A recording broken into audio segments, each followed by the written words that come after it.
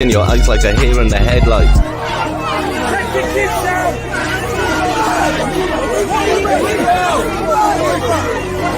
Step back, please, you'll be arrested. Step back, the press, don't even pick on me. Are you watching this? The press aren't allowed to film. Injustice is served, collar crime is submerged. Don't be absurd, your vision is blurred. He's seen it occur, still right there on the curb. His iPhone record, he's filming the herd. BLM thugs act like cons high on drugs. They wrecking the place, they're smashing the face. He's in with the thick, in with hammers and sticks, exposing the truth, he's showing the proof. He's trolling and rolling the camera and showing the standard that's double. Exposing the bubble, removing the muzzle. He's always got trouble, he's fighting the muscle and solving the puzzle. He's taking the fight and he's spreading the light, and he's doing it right, taking dark as the night, and he's making it bright and providing insight while he's flooding your eyes like a hare in the headlight. You just don't want to see it there. You just don't want to see the violence. You don't want to see the violence on some of those people. 3 people on a woman.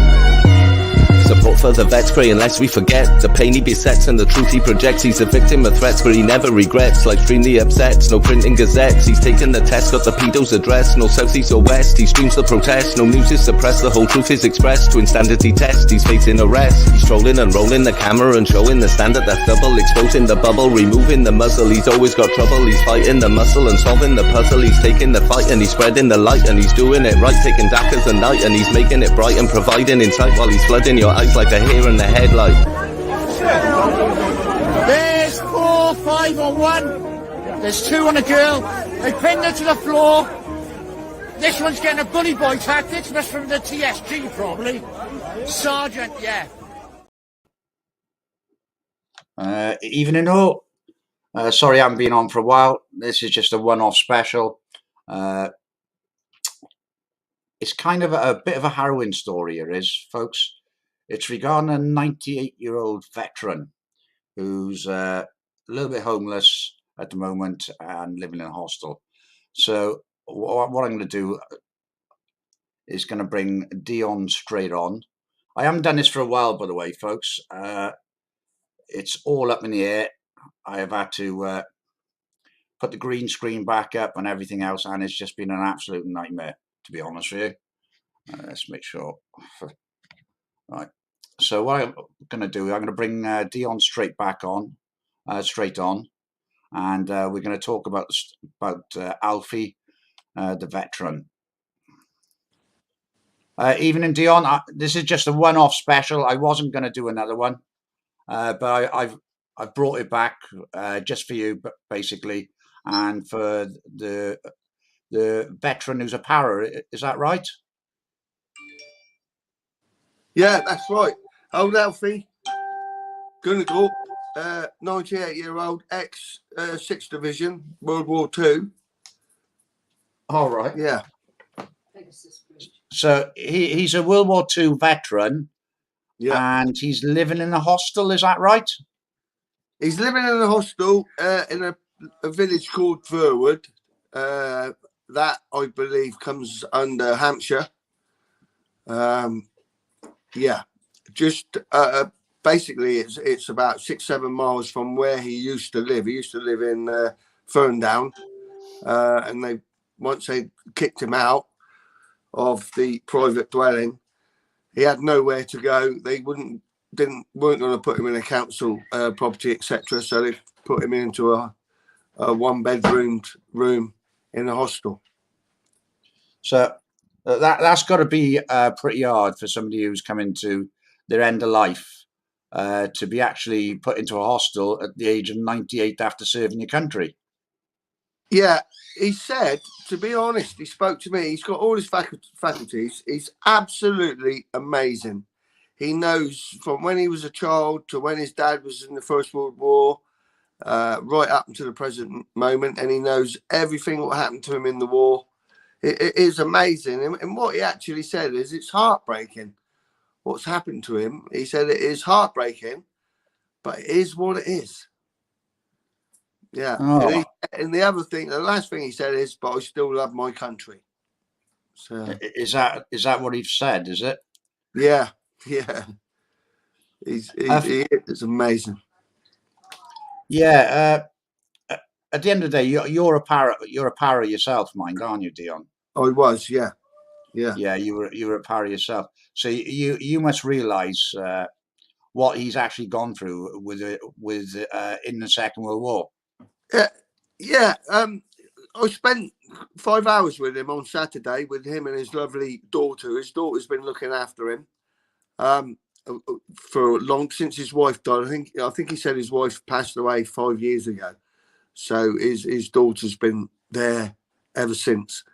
But Alfie said to me on Saturday, he was talking about, we were all sort of talking about our past experiences and that. And Alfie said on D-Day, when they were all going over there for D-Day, he said he remembers it well. He said they were all sat and the conversation was buzzing because they were going to get out and they're going to hopefully shoot some Jerrys and not be shot themselves, he said. And then, you know, when it was a case of getting out and seeing all the dead bodies all over the place and having to step on them and try and get by them, and he said all I could think about was getting home. He said that the euphoria went straight out the window. There was none of that. He said, I just thought about getting home. So you can only imagine what he saw, you know, at that moment, to think that. And, you know, he didn't want to step on anyone in case he hurt them, but they were dead. You know what I mean? Things like that. We'll never know. We'll never know what. He told me a lot of other things. He said a harrowing story, I thought, was one where he got shot by a sniper at Pegasus Bridge, if anyone can remember that one. And that was in Normandy. And he was in the airborne glider troop. So he actually was released thousands of feet up in a glider, and they glided over there and landed at Pegasus Bridge. And he got shot eventually by a sniper through the mouth, through the cheek, and gangrene set in. And he went after a few days, he could see his face was swollen, and he thought, oh, I better go and get this thing. So he went to the medic, company medic, and the medic said, yeah, you got to go to the, get that looked at, you got to go to the field aid station. He said, well, where's that? They said, see that track there? He said, yeah. He said, about a mile down there. Keep walking, and they're at the bottom. He said, well, who's coming with me? They said, no, you're on your own. You got to go there on your own. He said, so he thought, well, hang on a minute. If I take me rifle and the Germans are all over the place, they're running left, right and centre, he said, they might shoot me. If I don't take it and I turn up at the aid post with no rifle, and I get court-martialed. He said, so I took my rifle, he said, and eventually I reached about a mile, the aid station. He said, it took me years and years to get over that. He said, I lived with that nightmare of walking down that lane for years and years and years. He said, every step I thought I was going to get shot. So you can only imagine. We can't imagine what he went through. You know, bless him. But he's still 98 years of age, and he still remembers it as if it was yesterday. Yeah. And the other thing he's got his pay book from when he joined the army, and his pay book makes him 99 years of age. But right. It makes him not, because he was only 17 and a half, and he said he was 18 and a half when he joined. Yeah. So how brave were these men all them years ago? They wanted to fight for our country. Where are they today? Yeah, that's right, mate. Dion. Yeah. So what we're trying to do for him is basically use a crowdfund. Is this some sort of crowdfunder? Is it? Yeah, it's right. So we did a bit of we had a bit of money sent to us the other day, and we sent that straight on to Alfie into his account. That was sent to us, and then we sent it down to his account. His daughter was a little bit reluctant to give us any bank details. It's also overwhelming for her. You can imagine. Just a little insight that she's been in touch with the local MP, 3 or 4 emails, 3 or 4 letters, 2 or 3 phone calls, to receive nothing back in something like nearly 7 months. She spoke to the council officer, head of housing, and they're going to get an house. and in the last 2 weeks they had no contact, and all she keeps getting told is they're on holiday. They're on holiday. Well, so where's the professionalism in your job? Why don't someone step into that position and cover when you're on holiday? And all it is for her is a knockback after knockback after knockback. And the old boy, he's living in a box room in a hostel on a bed out of a suitcase. And his daughter is next door in a double room on the floor living out of suitcases. What? Well, you know what I mean? And down the road, 20 miles down the road, they got a massive ship container thing with asylum seekers getting everything. It don't make sense. It don't make sense. And so, you know, my job now is to make him comfortable for the rest of his life and do what I can do. You know, and I will. I promised her. You know, they won't go without. But I just wish I had a house I could put them in. But unfortunately, I haven't. So we're going to do what we can. If we can raise enough money and put them into private, then so be it.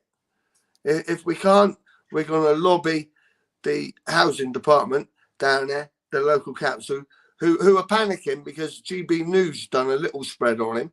But GB News, and I'm sorry, I'm going on a bit. GB News said, after they'd done a little bit of a spread on him, that they were going to put a GoFundMe page up. Well, 3 weeks later, they've heard nothing, you know, and we sent on £200 the other night, and I think we've got £500 or £600 in a GoFundMe page now. What goes straight into Alfie's bank account, by the way, you know, once it's cleared, that goes straight to Alfie. There's no middleman, there's no in between, and if it can help him make his life better, then so be it. We're arranging for him to go to church because he's got like a breakfast club, stroke dinner club, where he meets some of his old friends and they have lunch and that together every Wednesday. We've now organised that. All we got to do is sort of like pay the taxi company, whether it's beginning of the month or at the end of the month. So we get that's covered now, and then. Anything else that comes along, I mean, obviously when they get if they get a house, a council house, then they're going to need like furniture and everything. He wants to go to Arn, Pegasus Bridge, Normandy. He wants to actually go there where he went all them years ago because he's never been. So we're going to arrange to get him over there. Obviously, that's going to be quite a logistical task. We'll have to take a first aider and things like that. Although I am first aider, but we'll have to bit more than that. And then the logistical side is some of his close family members will have to come. He wants to go fishing. He was fishing up until last year, and then he fell and broke his hip. Well, he wants to go fishing with his nephew, who he's been like with the last 15 years, course fishing, which he loves. It's all little things like that. So we need to make his life enjoyable instead of living in a box room on a bed out of a blinking suitcase at his age. You know, at the end of the day, I've put up the link for Alfie now. So if anybody wants to donate, just follow the link on my profile on the live, and please donate, even if it's just £1 or £2. It will help towards Alfie and his breakfast club, and towards his new. If he can get enough money together, he can have a new accommodation and furniture, like you said. Like, yeah, it's all little stuff like that. I mean, in this hostel, they've got nothing. There's nothing in there. In fact, it's a mess. You know, you can imagine the carpets are like 20 years old, it's got every stain. But it is what it is. Now, if they turned it down, they'd have been on the street. So they couldn't turn it down, you know. I'm a little bit depressed about all the other people. What have, you know, there's other people coming to see him, like other units, blah, blah, blah. But they ain't done nothing. The first bit of money they got was from people who donated to me and Joe to Bath, you know, PTSD Camp Bath. and then we sent it on. We sent it on as soon as we got it, and she loved it. And, you know, because every little bit helps, and you know, it's just, because his daughter was his carer, see, and she became pensionable age. As soon as she became pensionable age, they wouldn't give her any money for caring for him, and that's how they couldn't pay the rent in the private accommodation. It's, you know, it's shocking. It's just shocking. The thing is, right? He served his country, and he can't have 3 square meals a day. He can't have accommodation. He can't have a hotel room. He can't have council accommodation. Do you mean a proper flat or a house? While other people across the country in hotels who come along on a dinghy, that should not be allowed. It should be British first. Yeah, and poor old a 98-year-old man. Says, yeah, sorry, Phil, I've interfered. It's all right. It's like a 98-year-old man who served your country. He's been put at the bottom of the pile, as far as I'm concerned. He has. And the reason they haven't got they put him into a house and all this thing is because they're housing, like you say, the immigrants and the asylum seekers. That's the reason. Yeah, we all know that.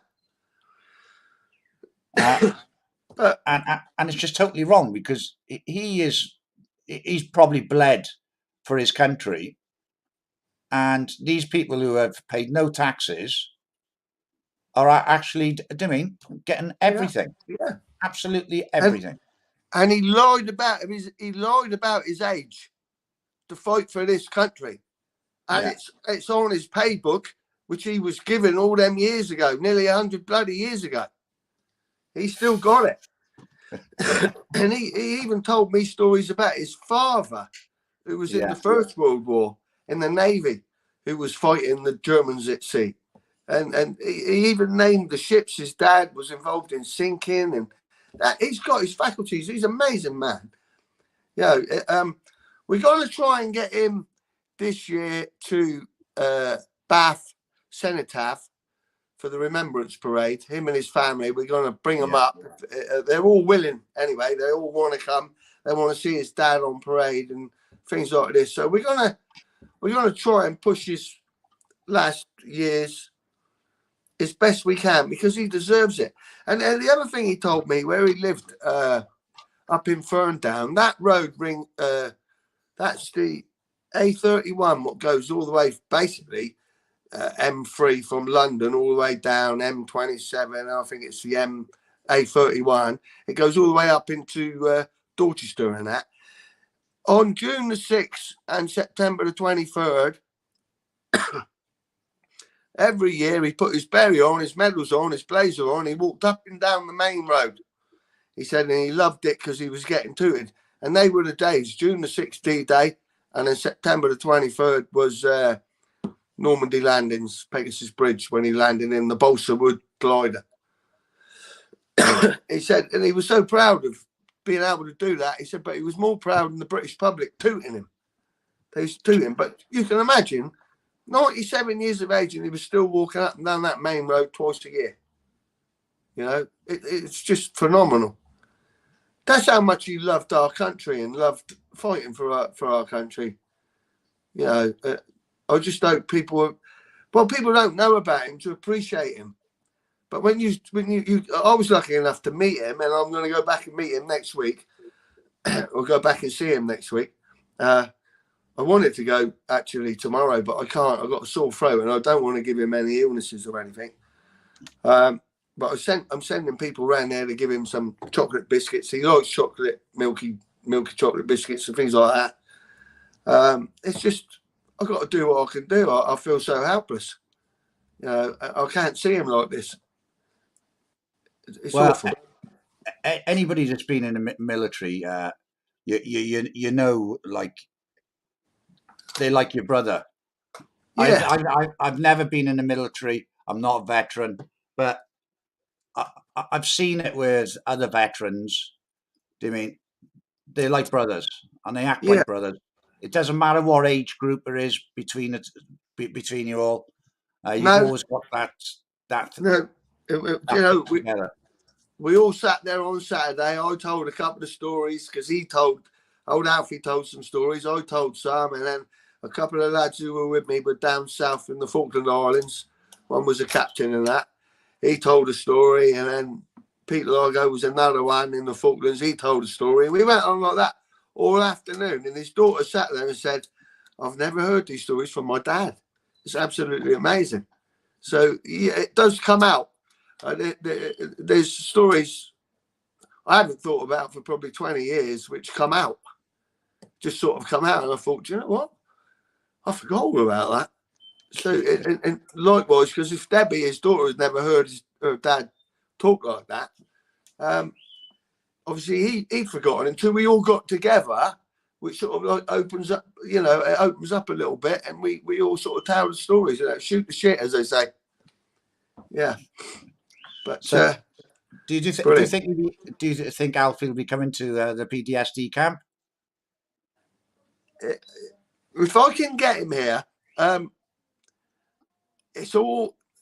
He's very good, he's amazing, but it's a logistic side of it. It's getting Debbie to probably bring him here.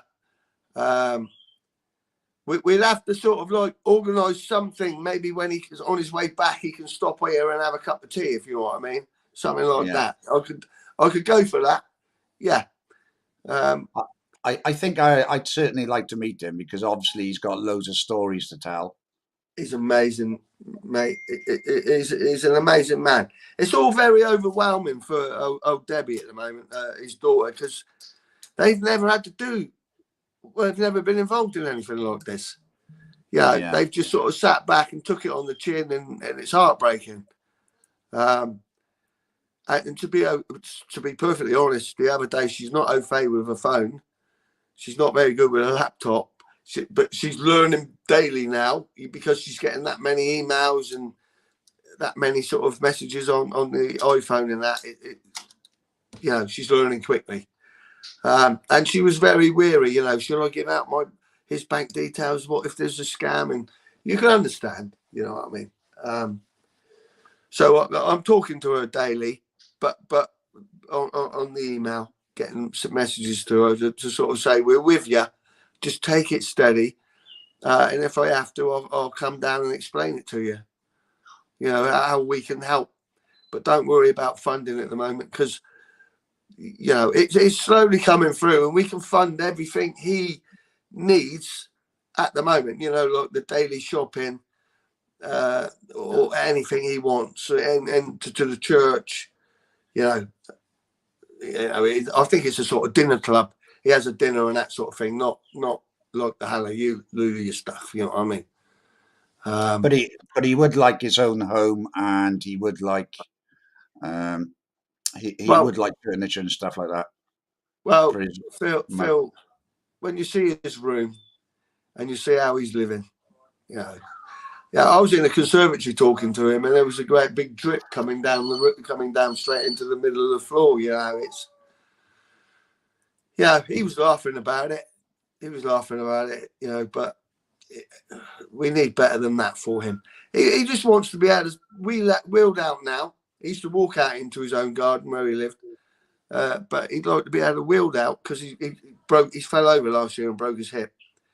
So he's got the old support frame now, but he'd like to go out and sit in the sun, sit in the garden, and come back in and have a cup of tea, and then if he can, go back out in the garden. He wants to go and do a bit of fishing, like I said, and his nephew's going to take him on that because they've been doing it for about 15 years.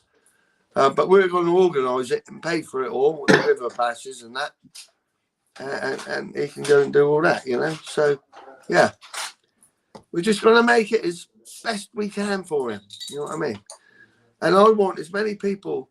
I'd like to film it. I'm going to ask Debbie if I can film his conversation, because people will be amazed, with his attitude, and he's just he knows everything.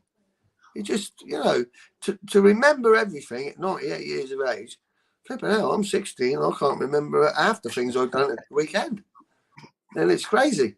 But I think living with his daughter, or having his daughter around since his wife passed away, really, really helped, or helps him, because they're in conversation all the time.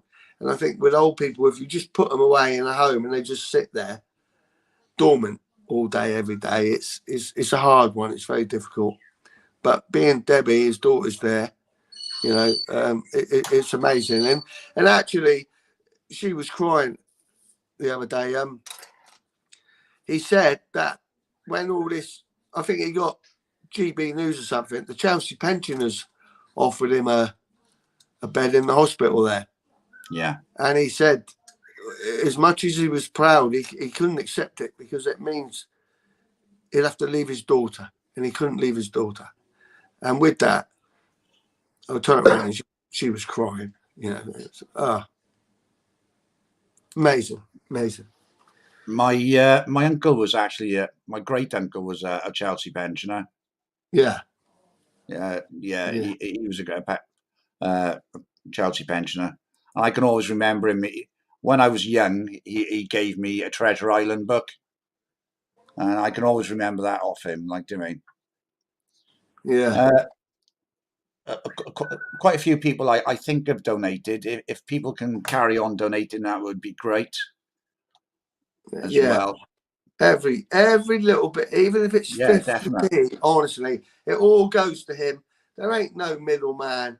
It's not going, no CEOs having any payment out of this and all that, which grips me, always has done. But let's just make it comfortable for our dear old Alfie. And if we can get him to Pegasus Bridge this year, it'd be an absolute honour. He will be there ain't many left. There really ain't many left. Has a British Legion attempted to help you? Now, that's the first time I've heard that name. I think everyone knows the British Legion as a disappointment. Do you know what? I could look into that. And now you said it, I will look into that, because there should be. I know there's a British Legion club in Verwood, actually, because I went there probably about 40 years ago, and I got thrown out because I was wearing a hat. And I was disrespectful, they said, and I took my hat off, but they still threw me out. Mental, but there you go. But yes, I will get onto that one. Thank you for that. I totally haven't even thought about that. Yeah. Well, the thing is, I'm not being funny. With the British Legion, they got like £70 million in the bank, and they're not actually doing anything with it, are they? And that's the UK bank, I'm led to believe, because they got an offshore one as well, haven't they? Yeah, it's 70 million in the UK. That's in their bank. Yeah. Right. And they're all on what, 70 to 100,000 a year. Each CEO of each town, or and a car, top of the range Jaguar, I think. You know what I mean? And there's poor old him living in a bedsit in a hostel. Yeah. Well, that's just totally bang out of order, like, to me. If you went and seen it, I'm hoping Turkey Teeth down in Llanelli decide. Yeah. He's one of the security. He's armed forces. He's one of the ones who are looking after the refugees to come. So I'm hoping he'll actually turn around and decide, stick his hand in his pocket. That'd be nice, wouldn't it? Yeah, it would be nice for a change, wouldn't it? Yeah. Instead of taking money. Yeah. Yeah, definitely. Yeah. Give a bit out. So how's the camp going? Yeah, we're all right, Phil. Steady. Yeah, we're okay. Just sort of getting trying to get everything ready now for the winter. Although winter's already here, isn't it? But yeah. No. Yeah. Somebody just mentioned about the PTSD camp bar. You can go down for weekends or weekdays and stuff like that down to the camp. It's a small donation if you're a civilian. if you're a veteran, there's no charge. You can go, well, there's camping there, and they got all different types of animals down there, like hens, chicken. Well, you've got 2 goats, new goats, haven't you? I've just got 2 milking goats, and Joe just said to me, "You got to go out and milk them." I've said, "No, you can milk them tonight." She said, "No, you got to milk them." So I got to go out there and draw some milk off. But, Do you still have the pigs? Yeah, I've got the pig. That's in there. I've only got 1 big pig now because they started fighting, and I didn't want either of them to get hurt. So I got the one, but she's in piglet now. So in about 3 months, I should get between 14 and 16 piglets, and then obviously that's our food throughout the winter. My aim is to get a couple of orphan lambs because I got the milking goats, and I can put the orphan lamb onto the milking goats and just keep drawing the milk and then fattening them up at the same time. There's a method in my madness. So that would be our food throughout the winter. I source the local beef from like a mile away. That's a friend of ours who has the cattle, and he culls them, and then we source that. So if we don't do it ourselves, we're drawing it from people we know. And then the eggs, the chickens, and that, and the geese, and then of course we got the horses. If you want a ride, they'll teach you to ride, or the girls will take you out on a ride, or we've got the horse and cart where you can go out, maybe, go up to the local pub with get some lunch or something, and Macaulay will take you up there, or Tia. Because we got 2 horses, 2 carts. And if you wanted a sort of little jaunt out. And old Tom, what comes here, 74, he loves it. He gets in the car and off they go. And they stop off in a couple of pubs. He has a couple of Guinnesses, and back they come. It's not everyone's cup of tea, but it's different. And you also have a glamping site as well, but that's that's private to the PTSD camp. Yeah, and that's sort of our income. That's how we make our income now.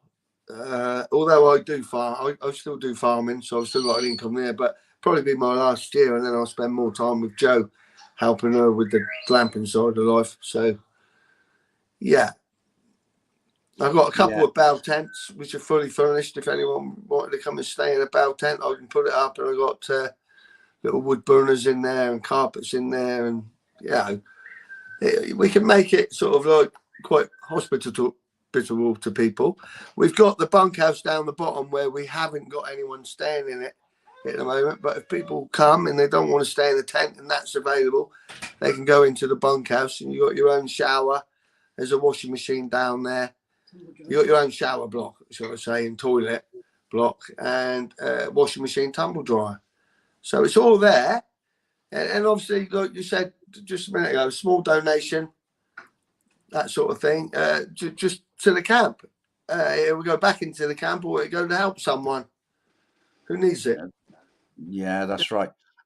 I've had so many good weekends down there. It's just amazing for, how can I put it, for your anxiety and stress levels.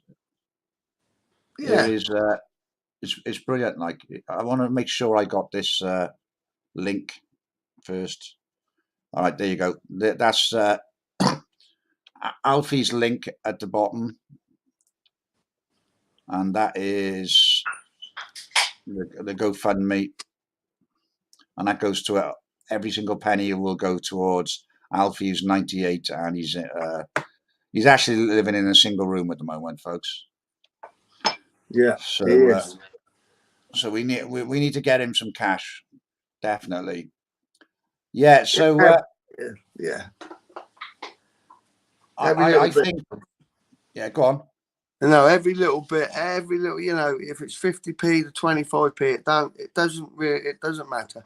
It will all go direct to Alfie. Yeah. But for good living, for him to have, for however long he's got to live instead of survive. Yeah, exactly. He needs to live now. At the moment, he's surviving. That's right. sad. Yeah, definite. So how's the Joe? Joe's all right. She's sat to my left here. She's fine, isn't it, darling? I'm all right. I'm coping with Dion. Yeah. And vice versa, eh? Yeah. If he is going to go down to Remembrance Day, I would like to meet him. I mean, if he's going down there, down to Bath, I'd love to meet him. Yeah, well, we've got today actually. They're talking about bringing him up to Bath, but not here, up to the Bath Cenotaph, where he could lead the parade. You get quite a good turnout of paras up there. That's what they're talking about. Obviously, the logistic side of it is a little bit more. We'd have to bring him up, and yeah, but it's not too far actually. It's only just an hour away from here, where he is. It's not too bad. But obviously that's a few months away. But as time goes on, I'll let you know anyway. And then the big one would be trying to get him over to Normandy for that annual celebration. But we'll start. I've already started that today. I've spoke to someone who goes there every year who has been, and they're looking at the logistics side where possibly we could put him down, like bed him down for the night or two. What vehicle? Well, we've already sourced a big vehicle we can take him over there in, and then it'll probably have to be 3 or 4 of his family members, certainly his daughter, her husband, and then maybe a couple of others. Obviously Alfie himself, and then we just have to see. But we've got to take it slowly because it's emotionally hard for them, very upsetting, and it's a lot to take in. And they're sort of they're taken back by the loveliness of people, but not the MPs, not the council officials, and all that who's treating them like shit or haven't even bothered getting back in touch with them. It's people like me and you. What have bothered with him, you know, that's the heartbreaking thing. And when you know what he done and you spoke to him and he actually tells you it in person, it's like, wow. It's people like him why I joined. You know, I joined because of him. You know what I mean? So bless him. I've got to do what I can do. So Yeah, definite. What I'll do is I'll put your link back up in a minute, and I'd like to thank you for coming on and telling your story. I'll put your the link up again, and hopefully we can raise some cash. yeah, I'd love to meet the guy. yeah. Well, I'll keep you updated on that one, Phil. I really will. And Yeah. you know what? If I speak to his daughter Debbie, I could even maybe I might even be able to get you to where he is and film him and speak to him with someone like me sat alongside him, so I can bring out a few of these stories, because you got to hear it with your own ears. Yeah, because he's so about himself at that age. It's just amazing. Yeah, definitely, mate. What I'm going to do now, I'm going to leave you to it for now. Yeah. I'll see you soon, hopefully. Keep in touch with me. I will. I'll keep you updated, Phil. Well, Yeah. Joe will. We'll keep you posted with the amount of money raised and all this sort of thing. It's on. It's a GoFundMe anyway, so we can see everything. It's on £755 so far. Yeah. Well, we need some more, folks. You need Yeah, you need to get more.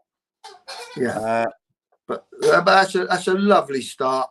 And like I said, we sent them a couple £100, which we got sent here and given over the gate type thing, and that. So they've had that couple of £100 to start with, and then hopefully, I don't know how the GoFund. We only set it up yesterday, last night, and the money's gone through. I don't know how many days it takes to them release that money to him. I'm not sure, but hopefully they'll start getting it. It will start flowing through soon. Yeah. Thank you for that, Dion. Like I said, keep in touch with me. and Yeah. I'll catch you soon. I'll keep you updated on everything. And when you do eventually retire, you know it's me taking over. Well, I'm Love you, trying. Phil. Mate. I'm trying. Right. It's just so busy at the moment. I know. I'm not. You're doing well, mate. You're doing I'm well. not happy. I ain't happy. But we had I Nobby want down to here. carry on writing. Do you mean? Yeah. I Well, was you writing in the treehouse. You keep saying, but we had Nobby down here, didn't he? He was up with you, and then he came here and had a weekend here, and he did absolutely nothing, and just sort of slept, and he said, "Oh, I just need to recuperate," and then off he went again. So yeah, that sounds like what you need to do, mate. All right then. Yeah. All right then, Dion. I'll catch you. I'll catch you soon, mate. Take all care. right? Thank you, everyone. Thank you, Phil. All right. Thank you. Bye bye, mate. That's all right. No worries. Bye bye. Yeah, folks. So this 98-year-old veteran, he actually needs a lot of help. Hopefully, he can get a place of his own. Perhaps he can have a short holiday, like you said, to Normandy, and we can hopefully help him. All I want to mention about Llanelli, the Stradey Park, I just want to show you this photo, folks. There's only one photo I'm going to show you. I'm not going to say too much today. Let's see. Let's get this. Here you go, folks. Whoops. I haven't done this for a long time, so that is actually the roof of the Stradey Park Hotel. If you can see the black bits, that is actually water damage which was done to the hotel while the security wasn't there. And it's got a tremendous leak in it. It's got loads of rubbish around the back of it. But the most important thing for tomorrow, folks, is it's court date for brother and sister, and hopefully they can get the same sort of response as Helen did.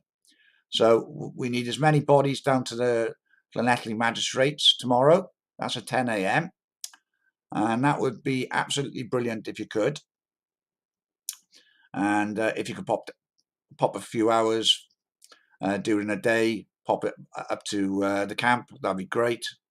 And also, we do need more people for nights. So if you can do the odd night here and there, that would be great as well. I'm not going to say too much at the moment because I think I've said enough tonight, and I'm only meant to be doing an hour. Hang on, it's 43 minutes. I think I'll be in the courtroom tomorrow, and I'll be able to let everybody know on a live afterwards. So that's about it, folks. So what I'm actually going to do now, let's see. I'm just going to play a little a rap off Darren, and we're going to play that, and I'll see everybody tomorrow at the court and back up at Stradey. Okay, thanks for watching, thanks for sharing, and thanks to my admin. Let's make sure I get this right. There you go. Okay, picking it up here in Wilmington, North Carolina, right at the Intercoastal, and we're in one of these bands. So that's my site, Dell, in Wilmington, North Carolina. But as he races and fights to win Friday, check out the two guys who seem to walk right by him in the background there, no trouble at all. The video has been shared more than 1 million times on social media. Now let's go. Cruising, losing, looking for some news and losing losing, it's amusing. Other people choosing the topics I can view, and the subjects I can chew on, the facts that I can spew, and the news they put their slew on. Twisty, turny, wriggly, wormy, squealy, squirmy news. Psychopathic journalists deceiving with their views. Tightening like a tourniquet, they're aiming to confuse. Nightly negative narratives narrating you the blues. Blues and twos, new taboos, the pasta's all sold out. The hurricane's incoming and the world is dying out. Asteroids, blasteroids, steroids in their tails. The windiest ever windy gales are blowing in the dales. The sea levels are rising at a super duper rate. 247, 365, the caliphate's your fate. Tidal waves are waving like the death rays from the sun. Duck and cover, stand your ground, there's nowhere else to run. Now, more on the latest building collapse in New York. You might have heard a few moments. And before I go, thank you all for your donations. It's been amazing as ever. Special person, Alfie is 98, served your country. He was in the Second World War. Please keep on donating, and thank you for all your donations. Absolutely amazing, folks. And like I said, I'll see you tomorrow. Thank you all. Let's finish this off.